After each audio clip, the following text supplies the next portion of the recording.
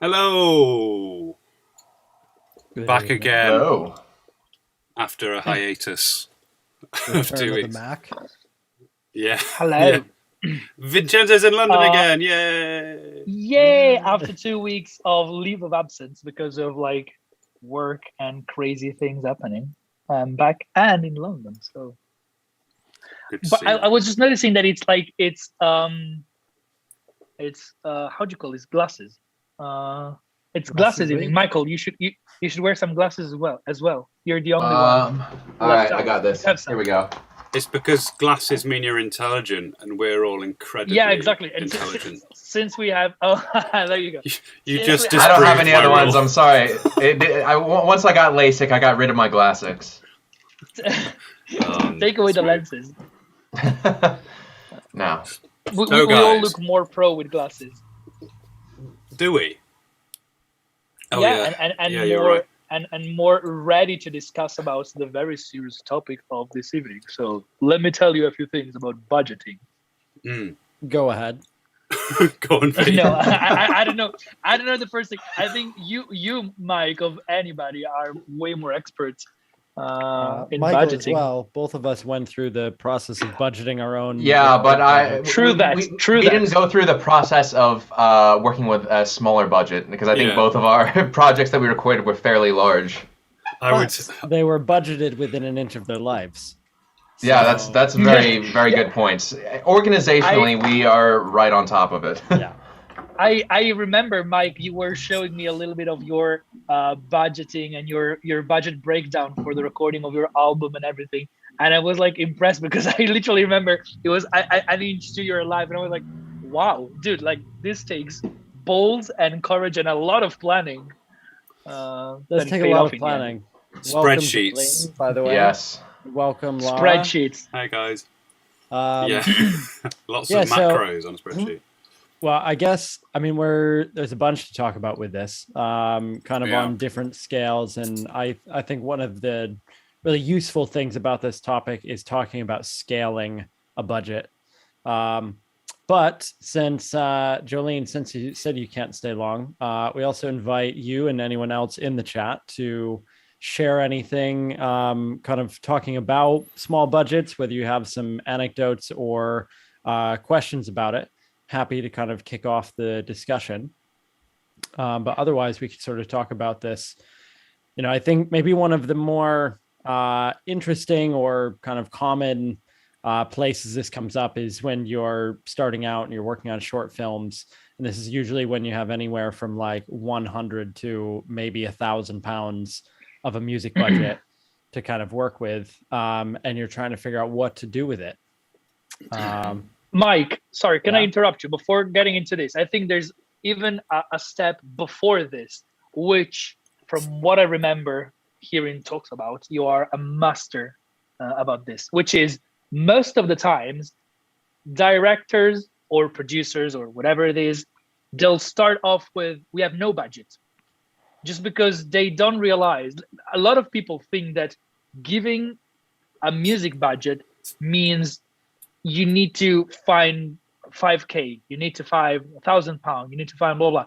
But sometimes if you can talk to them and explain them, break down to them that even if they manage to put together £100, £150 sometimes, you can still do a few little things to make it better.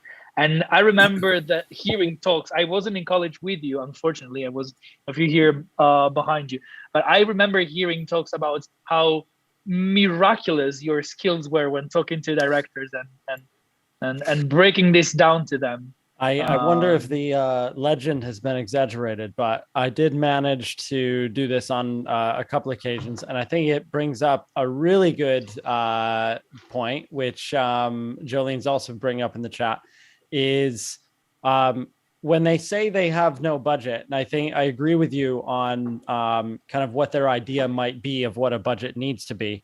But maybe first, the fact that most filmmakers just don't know about music and music production specifically, but they understand film production and budgets and breakdowns very well.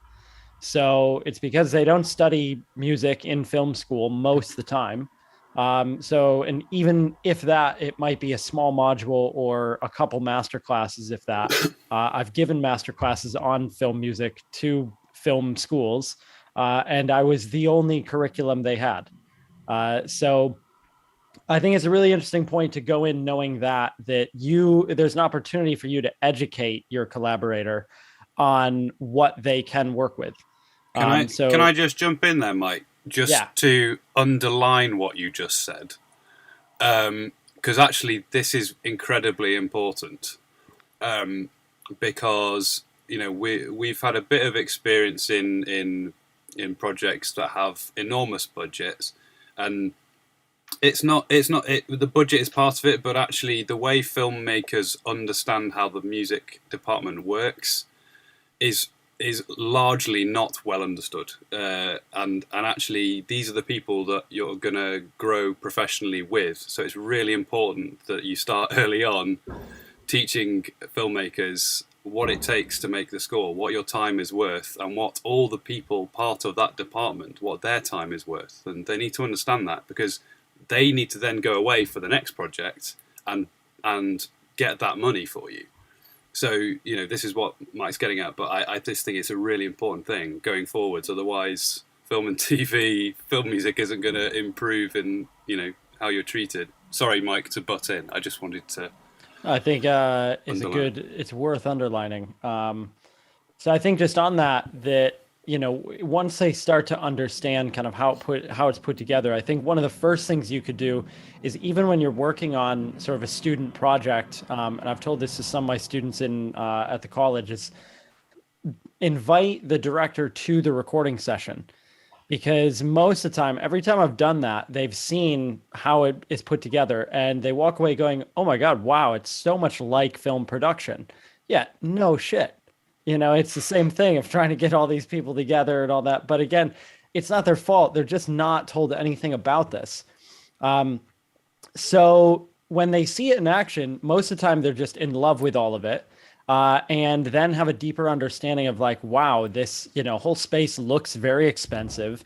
All of these people that are working and putting this together, that's a lot of time.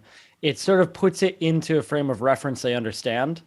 And so I think that can be really useful. Like when we're talking about no money whatsoever, even on a student project like that, where you manage to get some recording together for, coffee and bagels, then you can do something really useful with that. Then I would say, sort of stepping up, and what Vincenzo says I'm famous for is trying to convince a little bit of money out of it. And I think there's a few methods of sort of doing this where, one, deciding what would be most useful. So I think often, depending on the project, the first thing I would spend money on is either one live musician or a mixing engineer, depending on what kind of music you're writing. And also depending on your skill set. So if you're a really good guitar player or cellist or something like that, great, record yourself and then hire a mixing engineer. Or if it's a really synth-based score or something like that, then you can make the most out of it with an engineer who can do that job better than you. And my attitude is that nobody doesn't have 50 pounds, who's put their project together. So when you're a student and you're, getting this thing put together, obviously you're writing the music for free, but it's thinking about how can I get a budget to make all of this work that I'm putting into it? How can I get them to pay for it to make that better? That would be the attitude that I would think about, because the reality is nobody is going to pay a mortgage on short films. It's never going to happen. So it's, I learned that lesson after trying to kind of demand money for short films. It's just not there. So it's not an argument that's really worth having most of the time. Yeah, I think... Sorry, V, go on. Sorry. No, go ahead. I was just going to say that perhaps a way of interpreting what Mike said there is that when you're starting, you're not just starting as a composer. You're starting, as in your letterhead isn't just composer. You're starting as head of music department. And so with these small to no budgets, what you're doing is you're always trying to optimize what you're delivering, and that should include collaboration with other people within your music department. Now, if they have no money, you say, well, I want to deliver the best thing possible. This person's going to help me do that. This is how much their time is worth, and that's the way you need to sell it, because it's not. I think a lot of filmmakers see music, the sort of linear process being music comes from a composer and then it's delivered. That's not how it works. It isn't how it should work, because one person, doesn't necessarily make the best result. A lot of composers may disagree with me there, but I think that's what you're trying to say, Mike, as well. Is that certainly with an engineer? I mean, that's just the polish on the whole thing, and more. But so many other people can lift the end result, and I think that's what filmmakers need to understand better as well. I'm rambling now. You say things now. Just chiming in on a couple of the comments too. One, Natalia, thanks for sharing. And I think this is sort of a important important note to point out too, is a lot of the time when I'm just commenting on you saying kind of, yes, I'm sharing a few projects, but with no budget, and very apropos of our discussion. But I think that's also, it's worth sort of saying this, because I think often, I think this is a comfortable sort of stream and whatever, but often when we're starting out, we feel like we need to be proving something to someone else, and like, oh, I'm, doing this really well or whatever. And so I'm sort of applauding you for being dead honest and upfront about it, because that's what everybody's doing. Nobody has, big budget projects, especially when they're starting out and even after a long time. So, that isn't a sort of mark of kind of where you are in any way. So I just thought, I like that you sort of shared that. And then just connecting to your other question about kind of being composer, programmer, mixing engineer, is everyone expecting you to be that? I think everyone is expecting you to deliver really high quality. But that doesn't mean that you have to necessarily be all those roles. And I think that ties in directly with what we're kind of getting at with a bit of this. Is I found when I was working in a bar and I was working on small projects and might have had 150 or 200 pounds to do something, that I could pay that engineer out of that budget. And it was actually a better use of my time to be working in a bar for just over minimum wage while they were mixing my music, because what they could do in a couple hours while I was earning 30 quid was much better than what I could have done in that amount of time. So being able to work with a few other collaborators who can sort of elevate your work, I think that's even better. So I kind of think, like, instead of thinking, oh, I need to go become, a world-class mixing engineer or, all of these other roles, you're much better off working with people that are. Same with Michael and I didn't mix our albums. Why would we? After we had, the best players in London recording them in some of the best studios there are, why would I touch it? It would be a mistake to. So I think that's, again, scalable kind of at every level. Even when I was doing it with very little budget or almost no money on something, I would have worked in the bar instead, so that I could have paid my engineer kind of on a per track basis to do a mix. So I think that's a really good point. I wanted to say something regarding another comment that I read, which is Jolene comment. Mm-hmm. And it actually ties in with something I was about to say before Sam, which is something that I've learned with experience, or actually I like it. It worked once, but then I started sort of using it as a model. Is Jolene, you were saying that sometimes it's tricky to tell a director how much effort and time is needed to write and produce the music. And I was reading also about what you said about the 40 minutes film that has no budget, and you were asked to do music on that.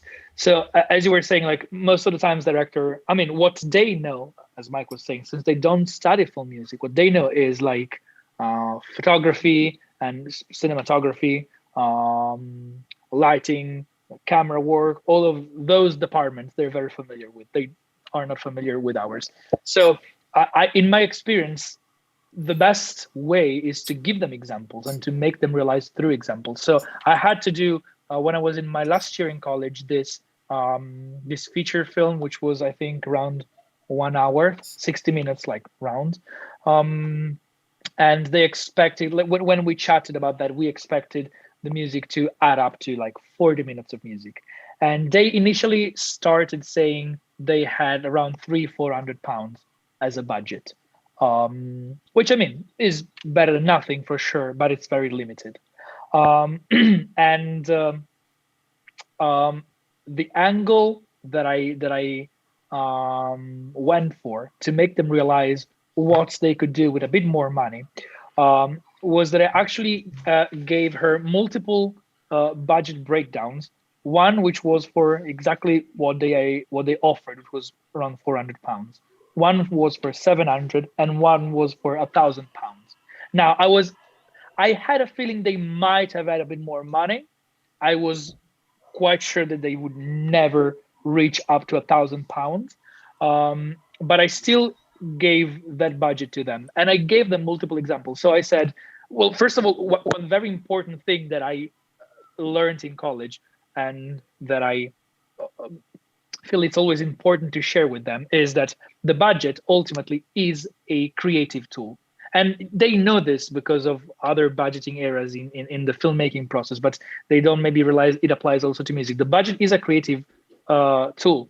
So when you know what the budget is, then it's in everybody's interest to deliver the best product as possible. So you can tell them, listen, with this kind of budget, I can give you this. Now, if the budget was this, I could give you this other thing. And if the budget was this other thing, I could give you this other thing with examples. So to tie in with what I was saying, I gave them 3 budgets, 400, 700, £1,000, saying, hey, I can record 3 instruments with the smallest budget. I can record 10-piece string section with the second one. I can do the string section, and we needed a big band piece and some other stuff. So like I gave them the full, like I can record a bunch of things, blah, blah, blah. And gave them audio examples of what it means to have, because also this is the other thing. They don't realize what's the difference between having one instrument player recorded live, a whole string section recording live, and everything just programmed.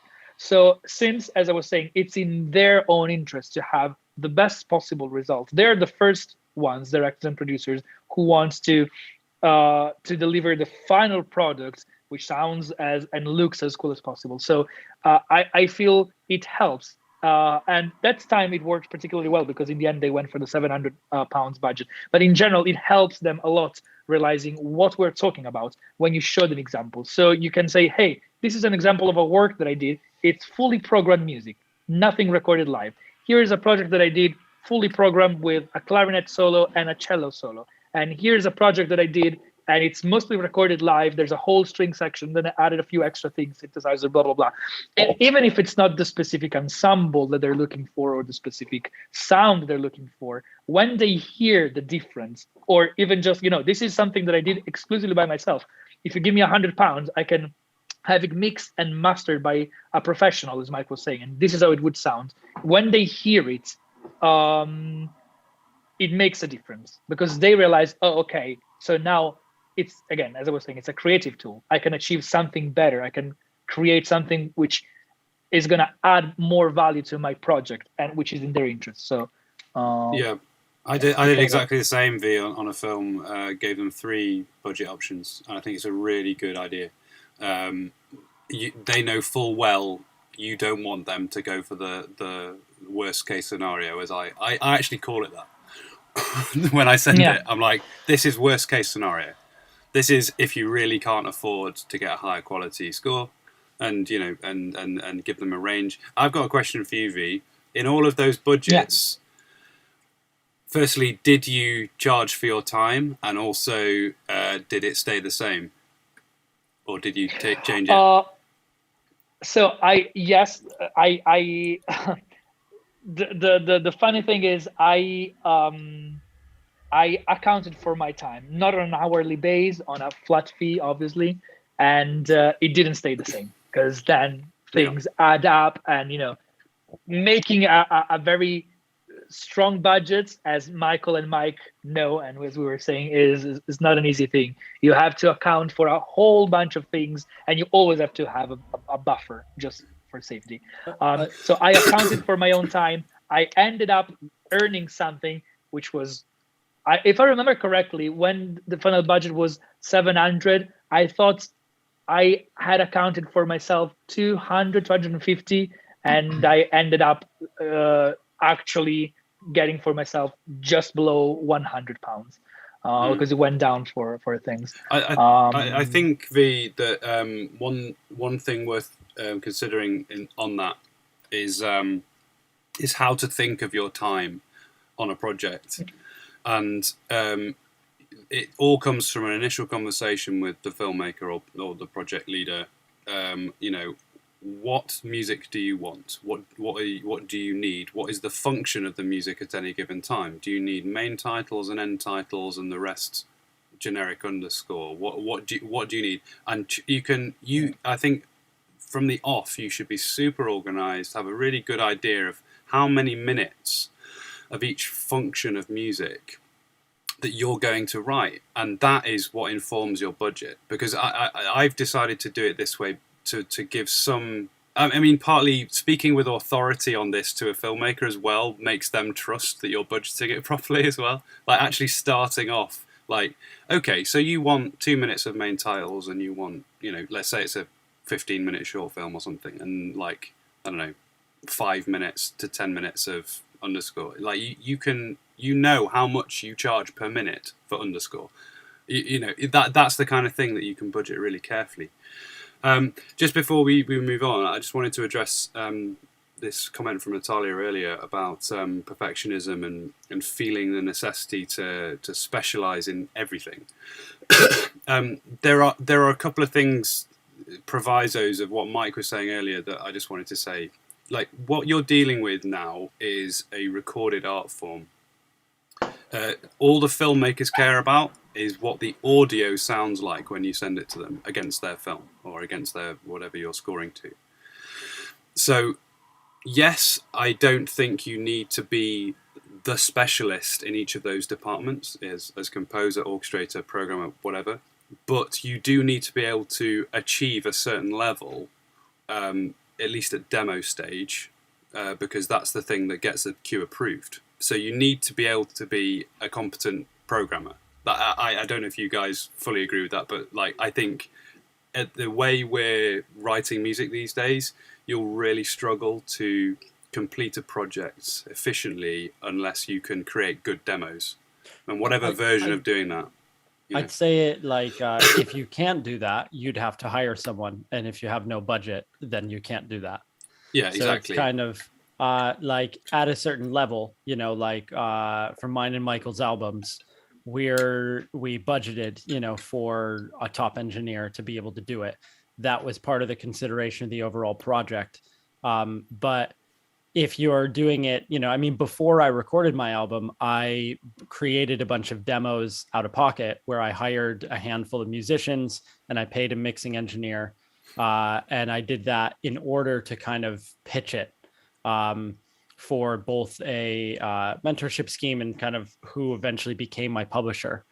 So that was part of that process in order to show and demonstrate it was high quality enough.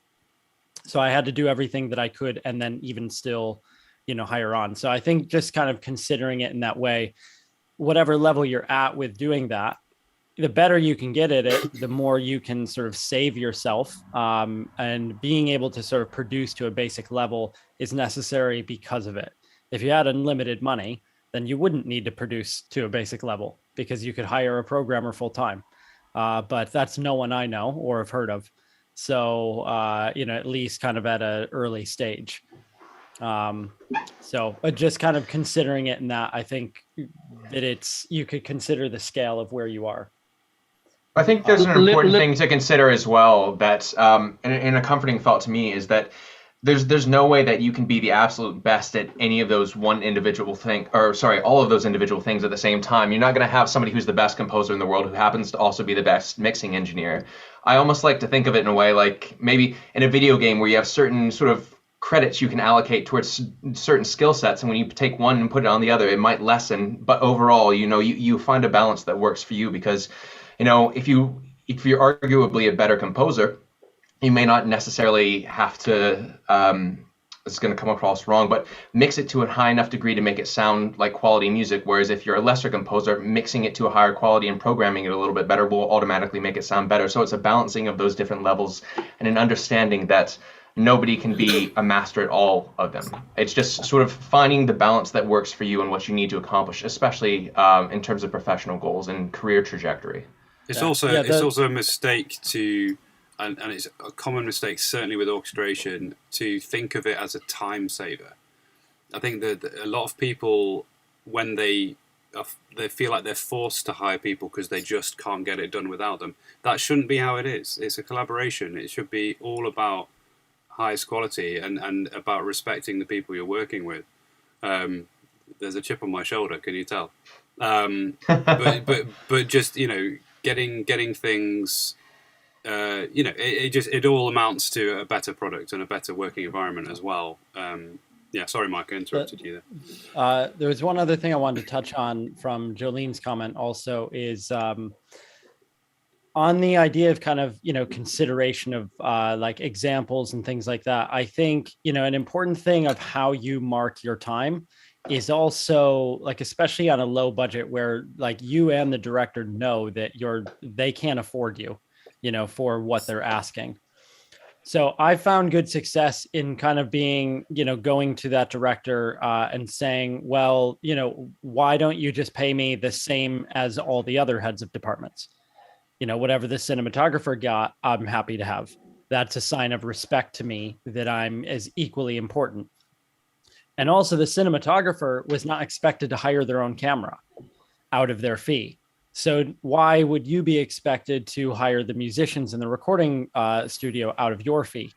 And so I think approaching it in that way is also really helpful and undeniable, to the director, to approach them and say, it's like, well, what's your fee? It's like, well, what did you give the cinematographer? I'm happy to take that. I know this is a passion project. I know you're doing it out of pocket.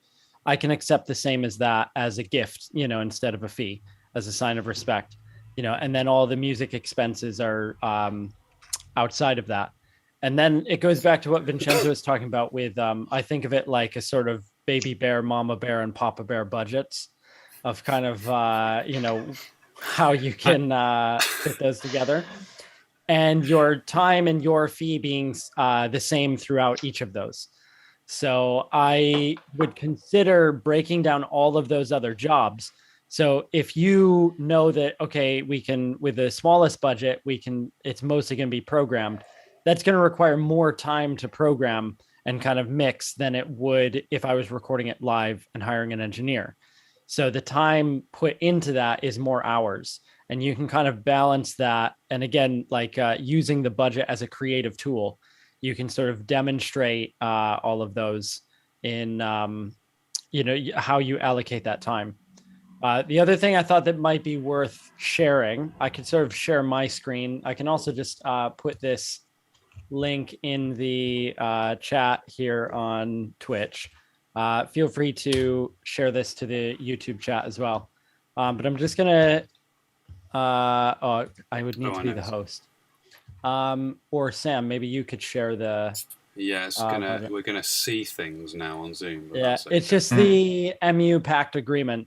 So just to get an idea of what this is, the union rates for musician recording fees in the UK, and it'll be similar in different places in the US. Oh, did you change me to the host? Yeah, you can do it.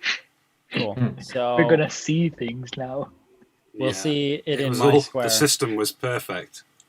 Oh, this is a new layout. They've changed it. Ooh, yeah. I think the fees are updated as well, so you can scroll through this again, that link is there, but you can use this as kind of a guide where, again, if you're sort of trying to put a budget together, if they say, well, give me a budget of sort of what you're looking for, and I can go to my producer, here's a good place to start.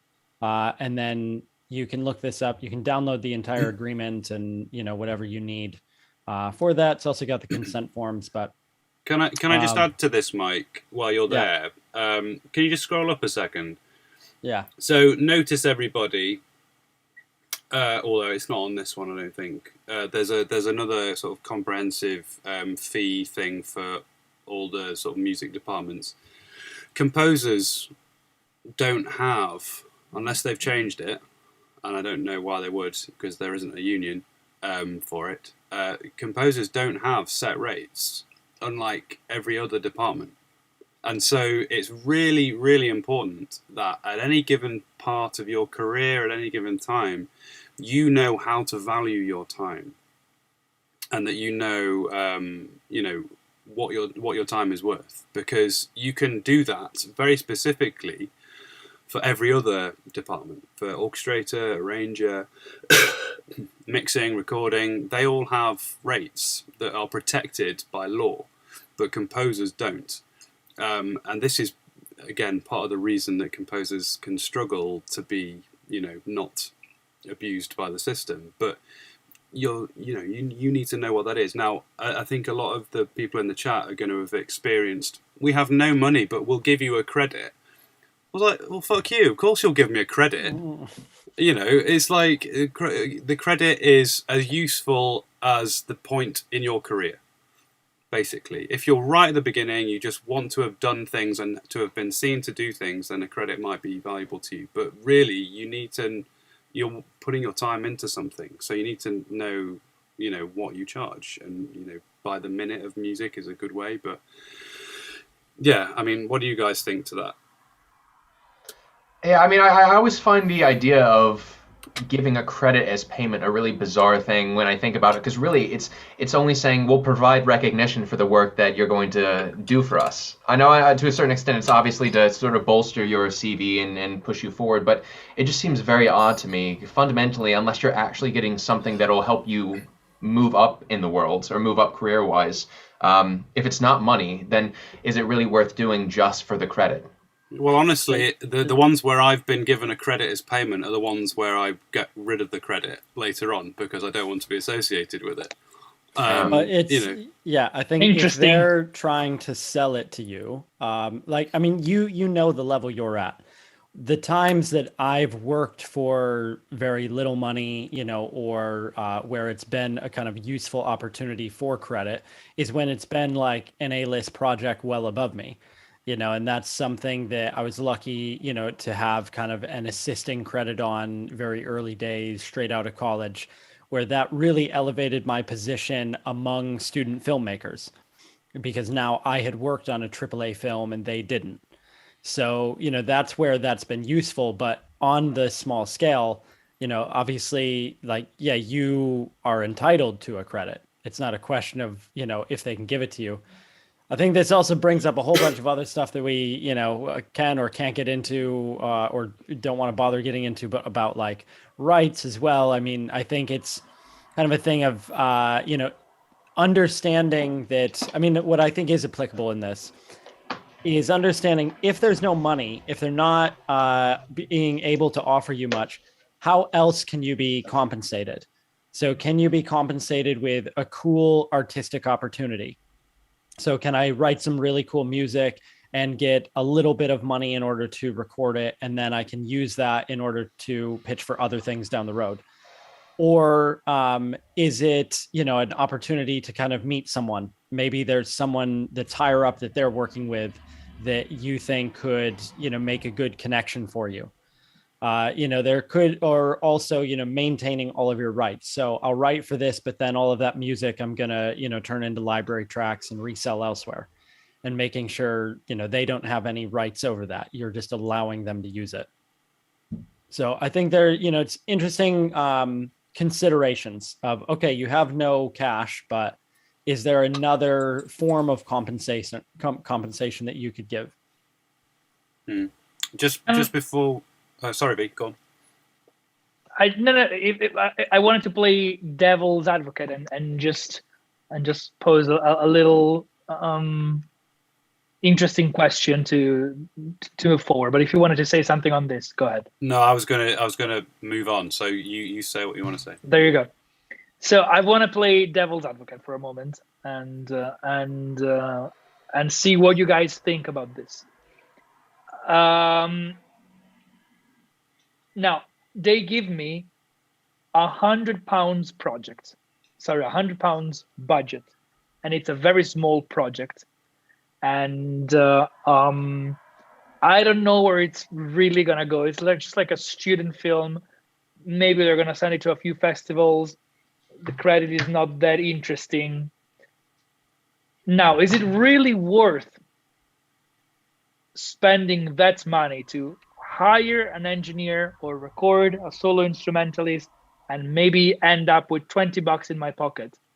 Or is it better to just keep it all for me when it's so small, don't hire anybody, and do the best I can with my programming skills?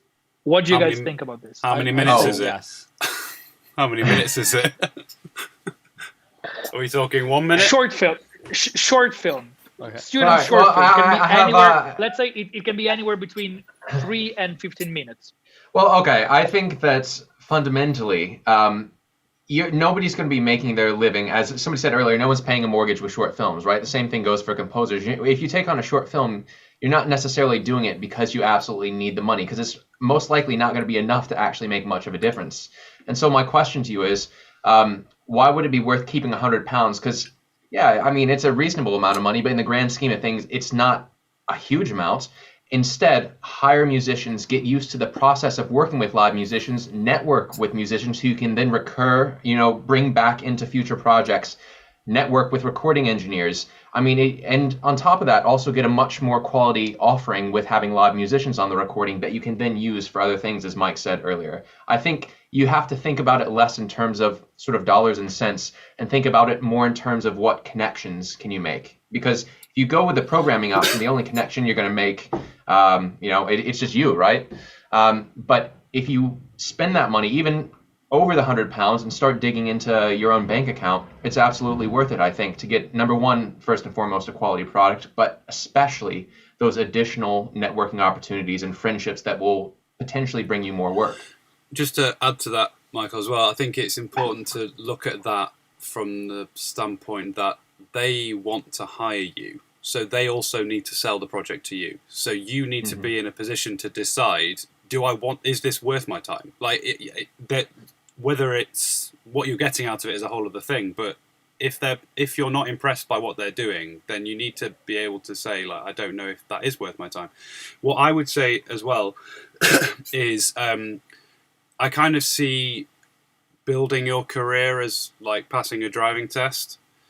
No one who's just passed the driving test can drive yet. They need hours on the road. Unless you're in America. They need hours on the road, and so the thing you might be getting out of it is experience. The projects are actually pretty few and far between at that stage a lot of the time, and sometimes you just need hours in front of your sequencer, getting fast, learning that intuition, if that's not a paradox. Another, I think, part of that question might be if you're feeling that way about a particular project, then you're probably not getting anything out of it creatively. So if you're not getting anything out of it creatively, and then you're not getting any money out of it, and you know that it's not going to go anywhere, and it might just end up at some unknown festival, then why do it in the first place? Because those would be kind of my three criteria of what I would need to be getting out of a project to do it. Is getting some sort of credit that's helpful, getting some sort of payment that's helpful, or getting some cool creative opportunity. So I think if you're not getting any of those, then don't do it. Go write library tracks, go write concert music, do something that can fulfill you, because it's easy to make £100. You can do it in a day and a half working in a cafe.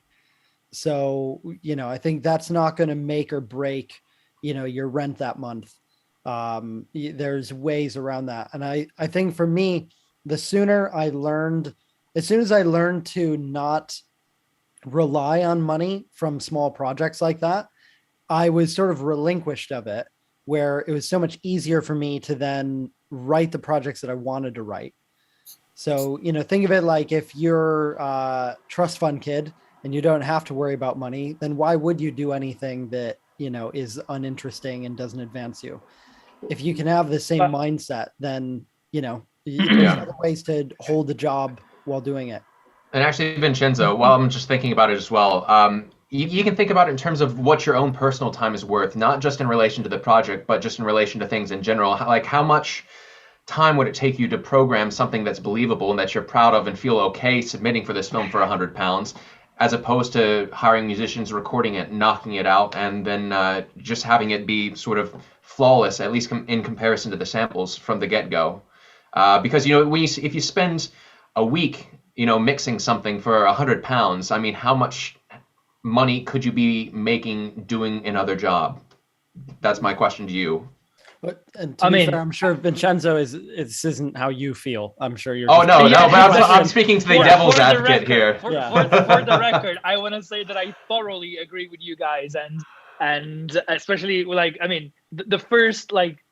first things that you said, Michael, are exactly the way I feel about it.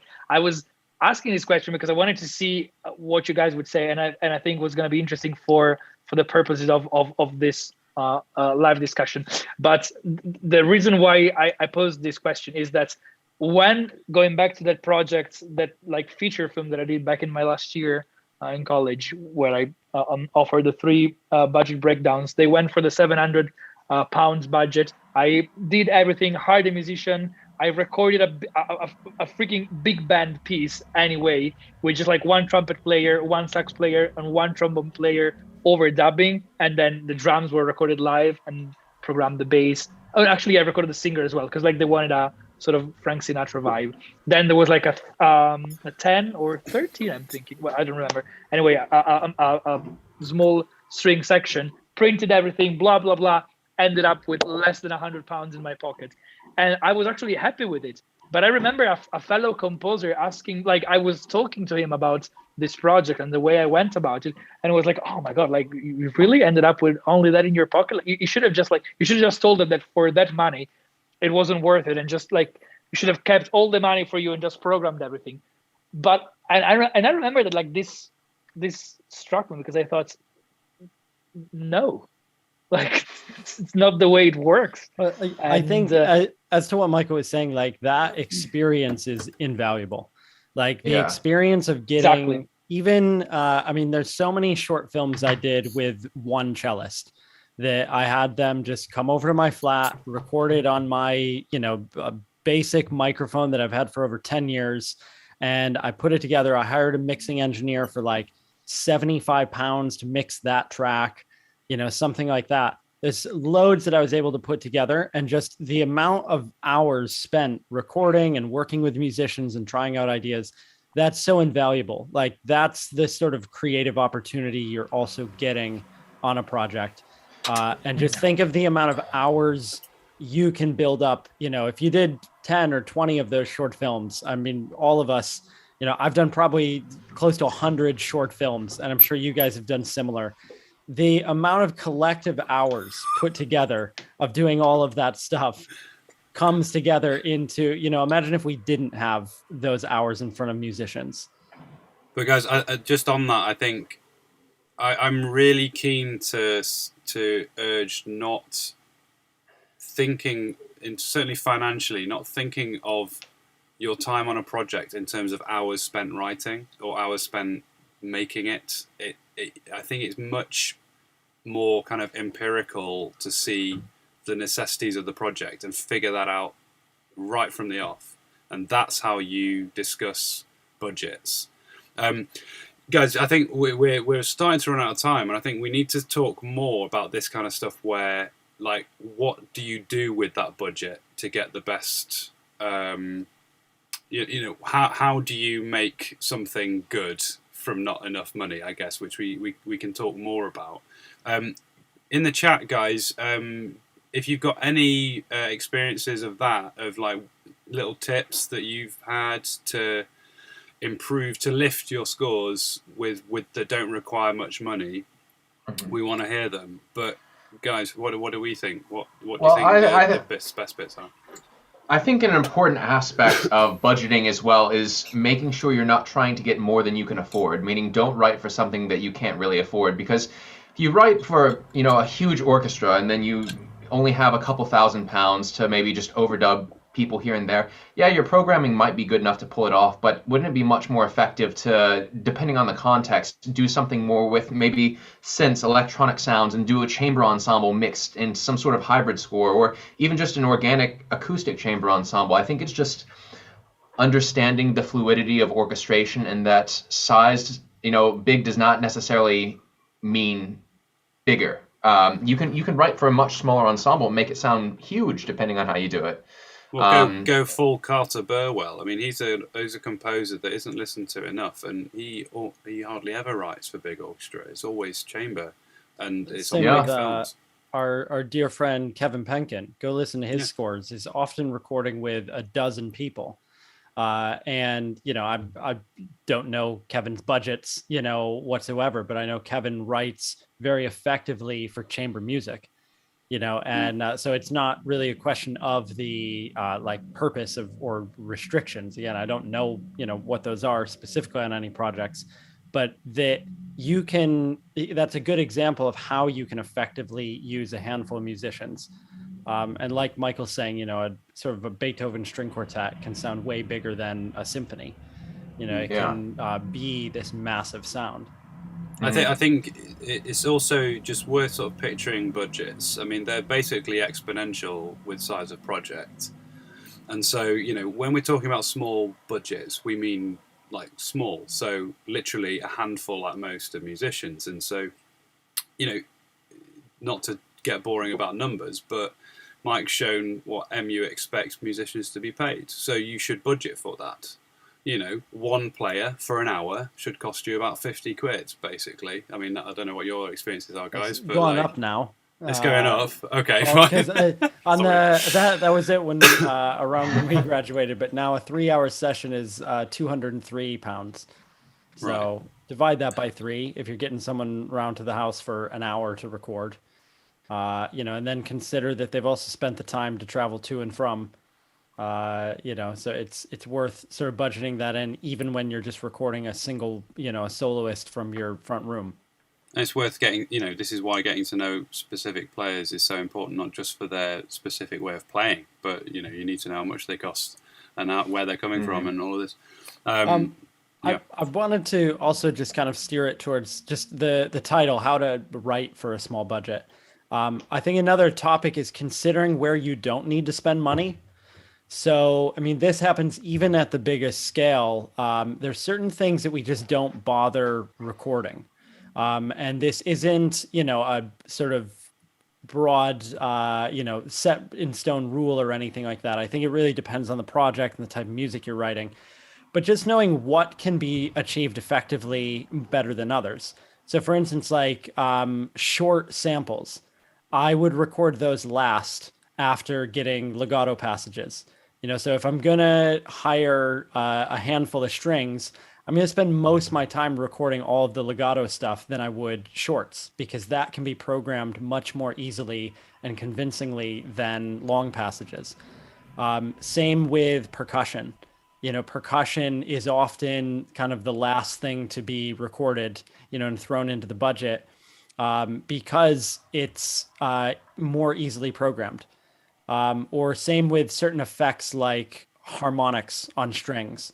You can spend a whole bunch of time doing it, but if you've already programmed it with an ensemble patch and that particular sound is what you're after, it's going to be really difficult to achieve that with a handful of players. It's going to sound really weak in comparison. So there's certain things that's just not worth recording.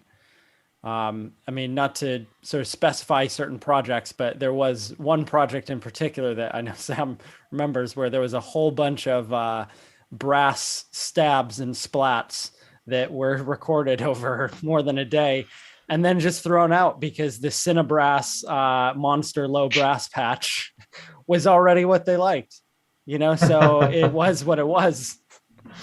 Was it Do I know what 35? project you're talking about, Mike? I'm sure of it, but we don't have to 35 say it. brass players, 40. That was Something a like lot. that. Yeah. Yeah, I You did. can tell me Yeah. later. Can I say another thing that came to my mind? If you have a very, very small budget and something that can make things sound cooler is little instrument, toy percussion, shakers, ukuleles. These kind of small stuff are dead cheap. And I remember watching an interview with Ludwig Göransson when he was talking about the soundtrack he composed for The Mandalorian. And he said that when he got hired for the project, the first thing that he got was a set of recorders, like very small flutes, like actually not small because they were all sizes, like recorder flutes, and he just started playing around with them and just like hearing different timbres, different like potential things you could do with those instruments, and then how we came up with the doo-dee doo-dee doo-dee doo-dee doo-dee doo-dee, like the main theme sort of. I have another composer friend who is very, very active and quite often like uses very simple instruments, percussions, things that he can find around the house, and just like tweaks those things and records it, and then adds plugin, manipulates the sound, a lot of like sound sculpting, sound editing, sound designing, and you can achieve beautiful things. Last year in January, I was stuck in Italy during the worst of the COVID pandemic here in the UK. I was stuck in Italy. I only had my very bad laptop, only 8 gigabytes of RAM and very little storage, like a very basic working instrument, because my main computer was stuck here in London. And I had to do this score for a series. And literally, I had to make it work with what I could. So it was all made with like a bass, acoustic bass that I borrowed from a friend, then an ukulele that I had invested in a while earlier. I recorded a bunch of tracks, and I pitched it with plugins, the things that I was recording with the ukulele. So like it would sound like a bigger guitar, and overlaying things. So literally with just like, I think the only library that I ended up using was Spitfire symphonic strings, because I needed strings, I needed stuff, and that helps. But then everything else was just record, or maybe like there was symphonic strings and then some pads, some like very basic Logic things, and then like investing in small toy instruments and then manipulating what I was recording and coming up with, you can still be very creative and achieve very interesting sounds. So that could be another way of like, you have £100. What do you do? Even I mean, my acoustic guitar sitting on my wall cost me 50 quid off Denmark Street. Yeah, there you go. You know, and There it's a very nice 3/4 size Fender with 3 nylon strings on the top. I got it because it was 50 quid and it sounds amazing. But it doesn't take a lot, and that's been on a bunch of different scores that I've used it in.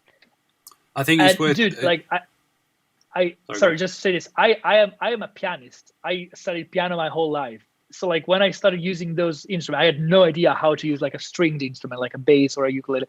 And it's you don't need to be an expert, a proficient musician with those instruments. Just like if they're cheap, invest in it. It's an excuse to learn a very cool new instrument, and even just like doing very simple things can help.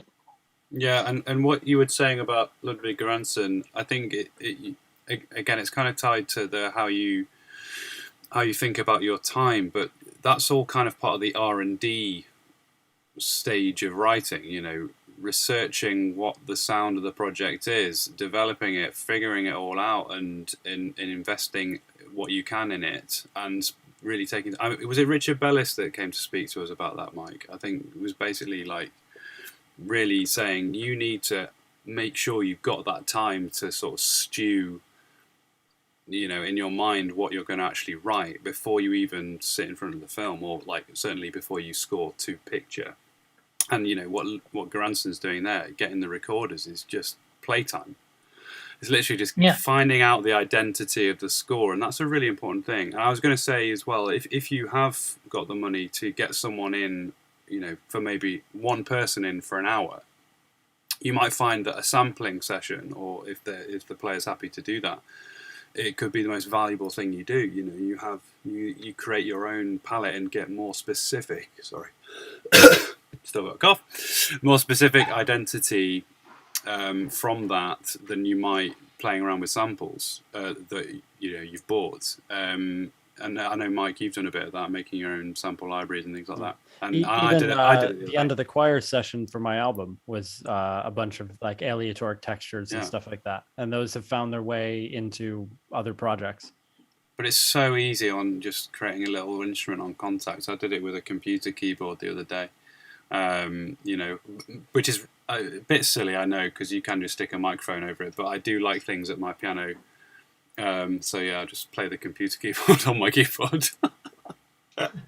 But anyway,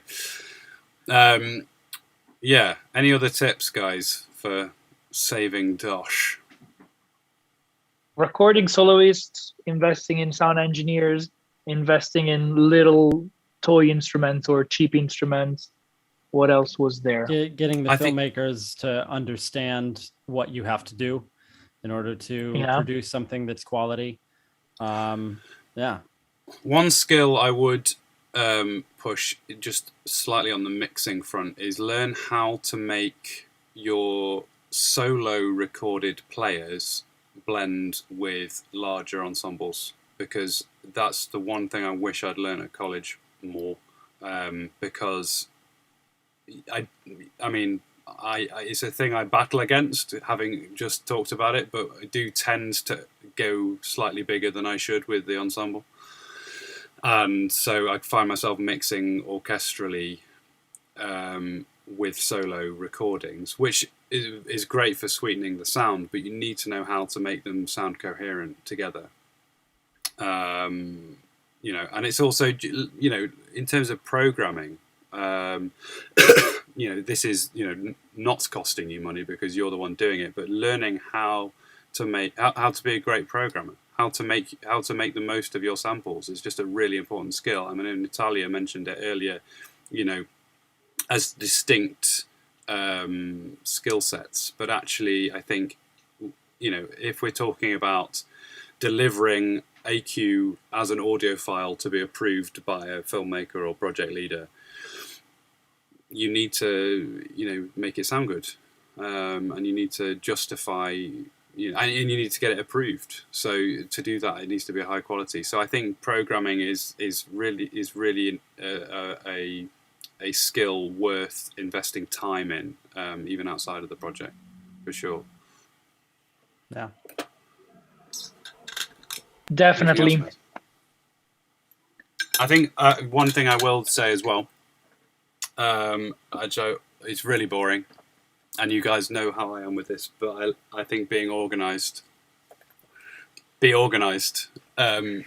talked about it a little bit with planning before you even write anything. Just know what you've got to write, but just be all over it. Don't sort of be so kind of fluid with it that you arrive at the end of the project and you're not sure what you've done, and you suddenly find you need to do some more recording. Know what you have to record. Know how many minutes. Even as you were saying, Sam, knowing what you have to record, but also understanding how much time is going to take to record the things that you've actually scheduled. And I think it'd be worth actually, at least for my recording project, I don't know, Mike, if you did the same thing. I mean, you saw my sheet, the scheduling sheet, or I allotted specific time windows that I knew that we'd have to get through because it was so much music. And sticking to that time frame, we ended up finishing early on the second day, 20 minutes early, which was great. And I think that's easily the most effective way to use time and schedule. I know Sam and I have recently done some things where time or scheduling or common sense weren't seeming to be used at all. But, just being very aware of the expectations for how long something is going to take is going to be the most efficient use of your time. Because if you're in a recording session, for example, even if it's a small group, say, we can do a couple more takes of this, and then you realize that those last couple takes actually means you didn't get to record the cue at the end of the day that you needed to. So just allotting in your mind some time for at least a general guideline is a very beneficial thing. Yeah, I mean, I'll just share quickly. This is plan from my album. This is what we had on the day, and doing exactly that. So this is something that Sam and I sat down well ahead of the sessions and looked at it and decided when I could record each track. And there's a whole process of exactly how I sort of went through this and decided what needed to go when. But you need something like this. You need to have a breakdown and a plan and your trusty producers on hand to help you make sure that it gets done effectively. So there's a lot of planning that goes into that stuff. Yeah. And to give a quick shameless plug, there's a lot of this that's covered in my course. If you want it, go look at it. Well, technically, that's also a shameless plug, seeing as he's not here either. Oh. That was like, yeah. Sorry, and on a low note. Cool, guys. That was great. I think we covered a lot this week. yeah. I hope that was useful. And yeah, what's on the docket for next week? I can't remember. That is Vincenzo, actually can you something. remember? Hold on. It might even be I music can't. from small budgets. I don't know. Let me Small just double ensembles. check, 'cause we wrote it down somewhere. So this week was small scale. Should be Yes, weeks, next week should be an appraisal for small scale yes. or trailer music. Can't remember. I'm not sure. We'll see. But anyway, it's gonna be an appraisal, and Yeah. probably We'll it's let gonna you know be what to small send. scale music. Yeah. Yeah, I think that'll be a good one to Anyway, listen to. Less We're orchestral. looking forward to listen to some stuff again and discuss it. For sure. Give each other feedback and pats on the shoulders. Okay. Cool, guys, it's pizza Nice one, time. guys. It's always pizza time. You're Italian. It's always pizza time. Yeah, exactly. But specifically, it's actually pizza time right now. Cool. Yeah, All right, me guys. too. Well, it's pizza time, so we must leave. All Have a right. good night, everyone. Cheers, Guys, guys. see you next week.